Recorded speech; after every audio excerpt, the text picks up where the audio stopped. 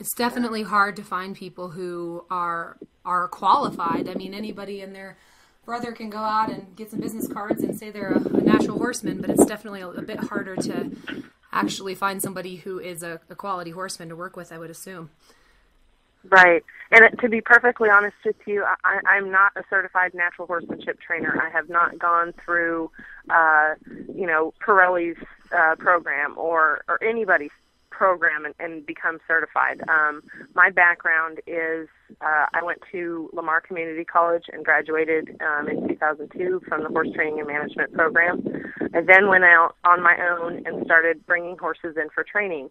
And what happened is I would bring a horse in for 30 to 60 days, and I would train that horse, and I'd send it home to the owner, and about 2 or 3 weeks later, they'd be calling me saying, well, Lindsay, this horse isn't doing this, or this horse isn't doing that. And I'm like, okay, well, why don't you bring the horse back and let's see what's going on.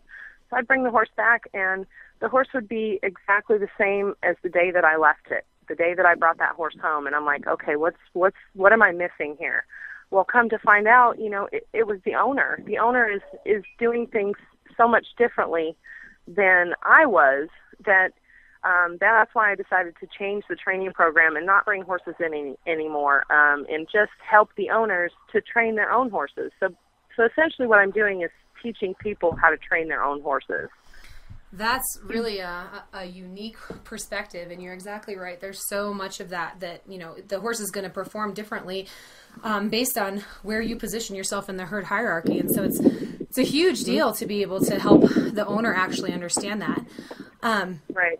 So tell me a little bit. Obviously, you're a natural horsemanship follower. So how did you actually get into this business and decide that natural horsemanship was what you wanted to do? Did you have great results with it, or how did you actually get into natural horsemanship? I was actually, to be honest with you, I was actually skeptic. I was very leery of natural horsemanship. I thought, oh, this is just a gimmick. It's a way to get people to spend a lot of money.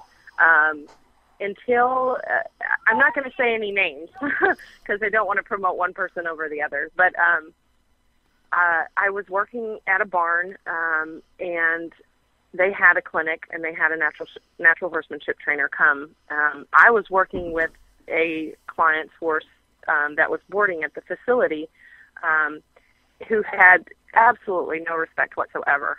And I was making progress, but it was very slow. And I thought, what's the deal here? What's wrong?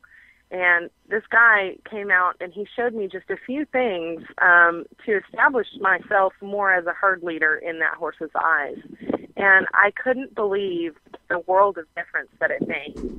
So I started using some of the techniques that he showed me on a regular basis and expanding more on that, and started watching my horses more, how they interacted with each other, and what was the herd hierarchy, and how did it work, and how was it established. Started paying attention to that and using it to my advantage, and wow, I just couldn't believe. So, the Three Wishes program now is based on herd leadership. I want to teach people how to be a herd leader.